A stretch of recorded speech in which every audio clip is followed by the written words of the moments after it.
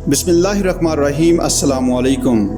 अज़मत मुस्तफ़ा सल्लल्लाहु अलैहि वसल्लम इनकलाब नबवी सल्लल्लाहु अलैहि वसल्लम का दीगर इनकलाबात से तकाबिल।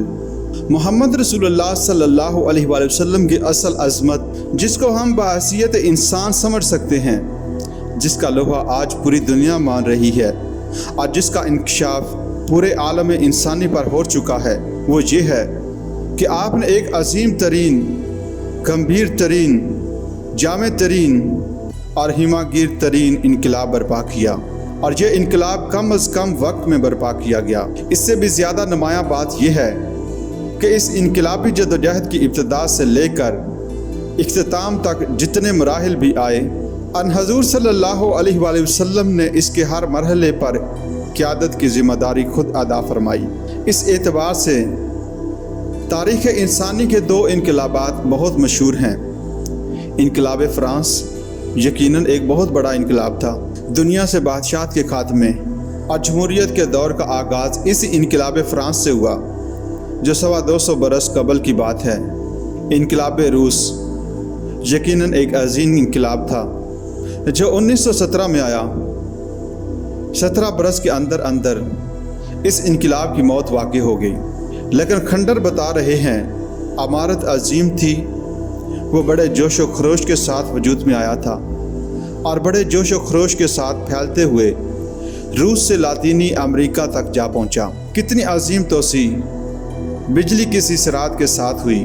लेकिन इन दोनों इनकलाब का जायज़ा लें तो ये हक़ाइक़ सामने आते हैं कि दोनों जज़वी इनकलाब हैं। इनकलाब फ़्रांस में सिर्फ सियासी ढांचा बदला, बाकी अकायद, रसूमात, समाजी निज़ाम, समाजी इक़दार, माशी निज़ाम और तमाम माशी इदारे इसी तरह कायम रहे। सियासी निज़ाम के सिवा बाकी ज़िंदगी जूं की तूं रही। और दूसरे इनकलाब के ज़रिए माशी ढांचा बदल गया। इसमें इनफरादी मलकियत ख़त्म हो गई। तमाम वसाइल पैदावार कौमी मलकियत में आ गए।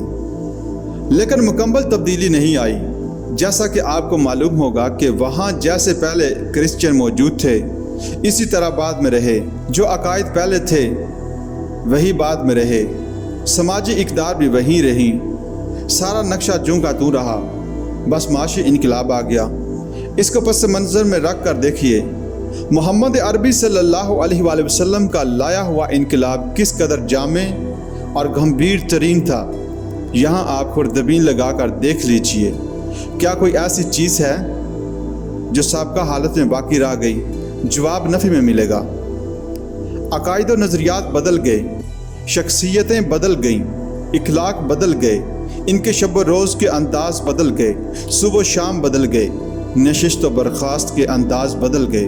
फिर यह कि समाजी निज़ाम, सियासी निज़ाम और माशी निज़ाम बदल गया।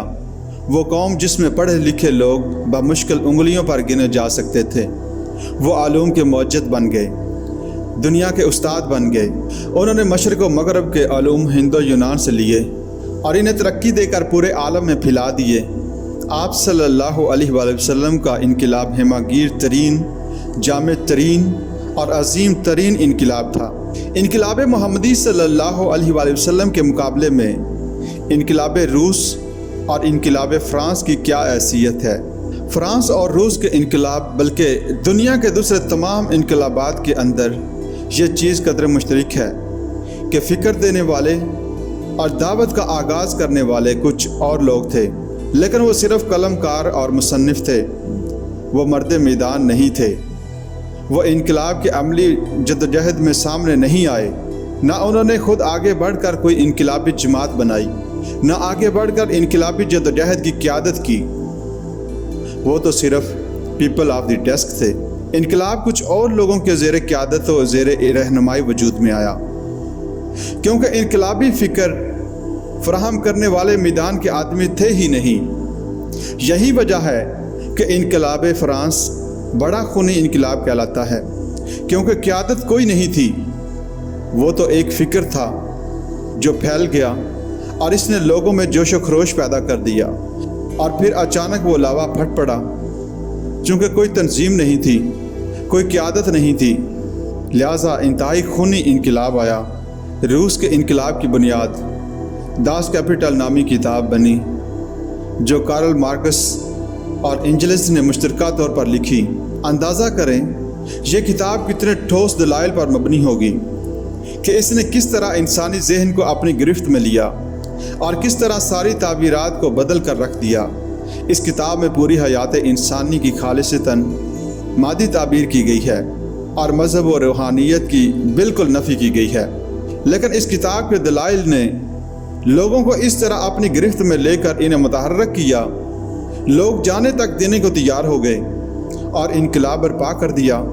تو واقعتاً اس ایک کتاب نے انقلاب برپا کیا جس کا مصنف مارکس اور اینجلس تھے۔ ان دونوں نے اپنی یہ کتاب جرمنی اور لندن میں بیٹھ کر لکھی، لیکن جرمنی اور لندن میں کوئی انقلاب واقعی نہیں ہوا۔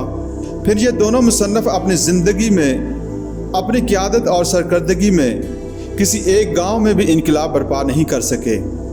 انقلاب تو وہاں سے ہزاروں میل دور روس میں آیا، اور جس طرح انقلاب ایران سے پہلے خمینی صاحب فرانس میں جلاوطنی کی زندگی گزار رہے تھے اور انہوں نے عین وقت پر آ کر ایران میں ہونے والے ہنگاموں کی قیادت سنبھال لی، اسی طرح عین وقت پر لینن نے آ کر اس تحریک کو ہائی جیک کیا اور انقلاب برپا کر دیا۔ اس تناظر میں دیکھیے کہ محمد عربی صلی اللہ علیہ وآلہ وسلم نے ایک فرد واحد کی حیثیت سے اپنی دعوت کا آغاز کیا۔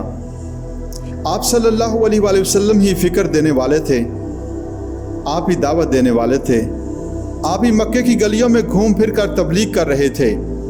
یا ایھا الناس قولوا لا الہ الا اللہ تفلحوا، اے لوگو کہہ دو کہ اللہ کے سوا کوئی معبود نہیں، کوئی الہ نہیں، کامیاب ہو جاؤ گے۔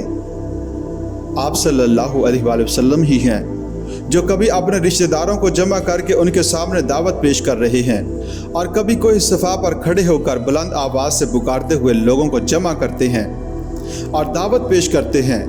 آپ صلی اللہ علیہ وآلہ وسلم ایک فرد واحد اور داعی کی حیثیت سے سامنے آئے اور کل 22 برس میں پورے جزیرہ نماء عرب میں انقلاب کی تکمیل کر دی اور ہر مرحلے پر اس کی قیادت فرمائی۔ وہی گلیوں میں تبلیغ کرنے والے غزوہ بدر میں کمانڈر ہیں، غزوہ احد میں وہی سپہ سالار ہیں، جیسے کہ میں نے مائیکل ہارٹ کی کتاب کا حوالہ دیا۔ یہ نقشہ دنیا نے کبھی دیکھا ہی نہیں، اس کی کوئی نظیر یا کوئی مثال ہی نہیں، کیونکہ گلی کوچوں میں تبلیغ کرنے والے یہی کام کرتے رہ جاتے ہیں۔ مربی اور مزکی کا اپنا ایک دائرہ ہوتا ہے جو ان کے پاس چل کر آئیں، ان کی خانقاہ میں طالب بن کر آئیں تو ان کا کچھ تزکیہ کر دیں گے، کچھ اصلاح ہو جائے گی۔ لیکن یہ منظر چشم فلک نے ایک ہی بار دیکھا ہے کہ ایک فرد واحد فکر دے رہا ہے، وہی دعوت دے رہا ہے، اور اس مرحلے میں بظاہر کیسی ناکامیاں سامنے آتی ہیں۔ جب پہلی مرتبہ حکم ہوا وَأَنذِرْ عَشِيرَتَكَ الْأَقْرَبِينَ، اے نبی اپنے قریبی رشتہ داروں کو خبردار کیجئے، تو آپ صلی اللہ علیہ وآلہ وسلم نے حضرت علی رضی اللہ تعالیٰ عنہ کو، جو کہ آپ کے زیر کفالت اور زیر تربیت تھے، اور گھریلو سامان لانا اور اس کا بندوبست کرنا انہی کے ذمہ تھا، حکم دیا کہ ایک دعوت طعام کا انتظام کرو اور تمام بنو ہاشم کو بلاؤ۔ دعوت کا اہتمام ہوا، تمام بنی ہاشم جمع ہو گئے۔ جب لوگوں نے کھانا کھا لیا تو اب حضور صلی اللہ علیہ وآلہ وسلم بات کرنے کے لیے کھڑے ہوئے، لیکن کچھ لوگوں نے ہوٹنگ کی، کچھ نے فکر چست کیے اور کچھ نے شور مچایا اور سارا مجمع چلا گیا۔ حضور صلی اللہ علیہ وآلہ وسلم اپنی بات کہہ بھی نہ سکے۔ یہ نہ سمجھیے کہ ادھر آپ نے اپنی جدوجہد کا آغاز کیا اور ادھر کامیابیوں نے قدم چومنا شروع کر دیے۔ اور حضور صلی اللہ علیہ وآلہ وسلم کی انقلابی جدوجہد کے اس اہم نقطے میں کہ یہ جدوجہد خالص انسانی سطح پر ہوئی، اور اس میں وہ سارے مراحل آئے جو کسی بھی انسانی جدوجہد میں آتے ہیں۔ ابتدائی طور پر ناکامیاں اور مایوسیاں بھی آئیں، بے پناہ محنت اور مشقت کا نتیجہ صفر دکھائی دیتا تھا، لیکن حضور صلی اللہ علیہ وآلہ وسلم نے چند دن کا وقفہ دے کر حضرت علی رضی اللہ تعالیٰ عنہ سے دوبارہ فرمایا کہ پھر دعوت کا اہتمام کرو۔ ایسا لگتا ہے کہ شاید لوگوں کو اس بار شرم آ گئی ہو، آخر اتنی شرافت تو ان لوگوں کے اندر بھی تھی۔ کہ 2 دفعہ उनके दस्तरखान पर खाना खा लिया, अब आखिर इनका हक बन गया है कि इनकी बात सुन लें। हजूर सल्लल्लाहु अलैहि वसल्लम ने दावत पेश की। आपने नहायत अजीम, मुख्तसर मगर जामे और नहायत मुअस्सर खुतबा दिया। बहरहाल लोगों ने सुन लिया और पूरे मजमा को सांप सूंघ गया जैसे। कोई नहीं बोला। इस पर हज़रत अली खड़े हो गए और कहा कि अगरचे मैं सबसे कम उम्र हूँ, अगरचे मेरी टांगें पतली हैं, अगरचे मेरी आंखें दुखती हैं, लेकिन मैं आपका साथ दूंगा। हज़रत अली रज़ी अल्लाह ताला अन्हो अशुब चश्म का रेसा बचपन ही से था। मालूम होता है कि कुकरों का मर्ज़ था जो बचपन ही से शुरू होता है। मुख्तलिफ़ जंगों के मौके पर हज़रत अली की आँख दुखती तो हजूर सल्लल्लाहु अलैहि वसल्लम अपना लहब दहन लगा देते, जिससे इन्हें कुछ सुकून हासिल होता और फिर वो जंग में हिस्सा ले सकते। हज़रत अली की बात सुनकर पूरा मजमा खिलखिलाकर हंस पड़ा कि ये दुनिया की तकदीर बदलने चले हैं और ये हैं इनके साथी। ज़रा गौर करें कि यहाँ से मोहम्मद रसूलुल्लाह सल्लल्लाहु अलैहि वसल्लम की जद्दोजहद का आगाज़ हो रहा है। इसके बाद हुक्म आता है कि फस्दा बिमा तुअमरू, ए नबी डंके की चोट पर कहिए जिसका आपको हुक्म दिया गया है। शुरू में 3 साल हजूर सल्लल्लाहु अलैहि वसल्लम ने इनफरादी तौर पर ज़ाती राब्ते के ज़रिए दावत को फैलाया। ताहम ये बात नोट कर लें कि अन हजूर सल्लल्लाहु अलैहि वसल्लम की ज़िंदगी में खुफिया दावत का कोई दौर नहीं आया। आपने कोई बात खुफिया तौर पर नहीं की। आप सल्लल्लाहु अलैहि वसल्लम की कोई ज़ेर ज़मीन सरगर्मियाँ नहीं थी। अलबत्ता लो प्रोफाइल में ज़ाती राब्तों के ज़रिए ये बात फैलाई। लेकिन अब हुक्म आ गया फस्दा बिमा तुअमरू, यानी ए मोहम्मद अब डंके की चोट पर कहो जिसका तुम्हें हुक्म दिया जा रहा है। तो आप सल्लल्लाहु अलैहि वसल्लम कोहे सफ़ा पर चढ़े। अब तो कोहे सफ़ा की बस अलामत बाकी रह गई। हजूर सल्लल्लाहु अलैहि वसल्लम के ज़माने में वो बाकायदा पहाड़ी थी, ऐसी पहाड़ी कि जिसके पीछे कोई लश्कर भी छुप सकता था। कोहे सफ़ा पर चढ़कर और हजूर सल्लल्लाहु अलैहि वसल्लम ने अरब के दस्तूर के मुताबिक कौम को निदा दी। यहीं से हमें ये बात मालूम होती है कि दावत और इबलाग के लिए अपने ज़माने में जो भी तरीक़े हों इन सब को इख्तियार किया जाना चाहिए। अलबत्ता अगर हया और शराफत के मुनाफी कोई शय हो तो इससे इतराज़ कीजिए। इस दौर में गारतगरी और लूट मार के लिए कबाइल एक दूसरे पर हमला करते रहते थे। यह हमला आम तौर पर रात को होता, बल्कि रात के भी पिछले पहर small hours of the morning में, यानी रात के 2, 3, 4 बजे, बल्कि नींद का इंतहाई गलबा होता है। इस वक्त सोए हुओं पर आकर टूट पड़ना और कत्लो गारत गरी और लूट मार करके भाग जाना, यह इनका एक आम रिवाज था। लिहाजा किसी कबीले के किसी फ़र्द को अगर ये इतलाह मिल जाती कि कोई कबीला इन पर हमला आवर हुआ जाता है तो वो बुलंद मुकाम पर चढ़कर कपड़े उतार कर बरहना होकर नारा लगाता, वसबाहा, हाय वो सुबह जो आया चाहती है, यानी जिसमें गारत गरी, लूट मार और कश्तो खून होगा। अब इसमें दोनों सूरतें यानी समी और बसरी जमा हो जाती हैं। इसलिए जहाँ तक तो इसकी आवाज़ जा रही होती वहाँ तक लोग इसकी आवाज़ को सुनते और दौड़े चले आते, और जहाँ इसकी आवाज़ नहीं जा रही होती तो वो खड़ा हुआ अरियां नज़र आता।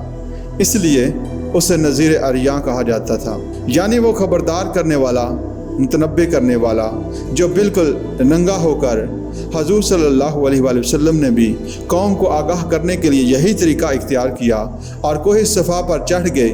आपने इस तरीके में सिर्फ ये कमी की कि आप सल्लल्लाहु अलैहि वसल्लम ने कपड़े नहीं उतारे, क्योंकि ज़ाहिर बात है ये हया फितरत के ख़िलाफ़ है और आप सल्लल्लाहु अलैहि वसल्लम के लिए ऐसा करना नामुमकिन था। लेकिन नारा वही लगाया कि वह सबाहा। अब लोग आकर जमा हुए और उन्होंने आप सल्लल्लाहु अलैहि वसल्लम से इसका सबब दरियाफ्त किया। आप ऊंचाई पर खड़े थे, आपने कौम को अपनी दावत पेश की। इस पर आप सल्लल्लाहु अलैहि वसल्लम का चचा अबू लहब कहने लगा, तुम्हारे लिए हलाकत और बर्बादी हो, क्या तुमने हमें इस काम के लिए जमा किया है? हम तो समझे थे कि तुम वाक़ईतन कोई खबर देने वाले हो, कोई बात बताने वाले हो। हजूर सल्लल्लाहु अलैहि वसल्लम ने पहले फरमाया कि लोगों, मैं अगर तुम्हें ये खबर दूं कि इस पहाड़ी के पीछे दुश्मन का लश्कर है जो तुम पर टूट पड़ना चाहता है, तो तुम मेरी बात मानोगे या नहीं। यानी वो पहाड़ी इतनी बड़ी थी कि इसके पीछे कोई लश्कर छुप सकता था। उन्होंने कहा कि ज़रूर, इसलिए कि आप सल्लल्लाहु अलैहि वसल्लम पहाड़ की बुलंदी पर खड़े हैं और पहाड़ के दोनों जानब देख रहे हैं। दूसरा ये कि आप सल्लल्लाहु अलैहि वसल्लम ने कभी झूठ बोला ही नहीं। आप तो सादिक और अमीन हैं। आप सल्लल्लाहु अलैहि वसल्लम ने लोगों से पहले ये गवाही लेकर बात की कि मैं तुम्हें अल्लाह के अजाब से डराता हूँ, आखिरत के मुहासबे से खबरदार करता हूँ। जिस पर आप सल्लल्लाहु अलैहि वसल्लम के चचा ने कहा था कि तब्बा लका आलिहाजा जमाअतना। इस पर फिर ये सूरत नाजिल हुई, तब्बत यदा अबी लहब व तब मा अगना अन्हु मालुहु व मा कसब सयस्ला नारन ज़ात लहब व इम्राअतुहु हम्मालतल हतब फी जीदिहा हब्लुम मिन मसद। दिल को तोड़ देने वाला आगाज़ है। इंसान के लिए किस कदर हिम्मत शिकन और सब्र आजमा है ये मामला जिससे कि आगाज़ हुआ है।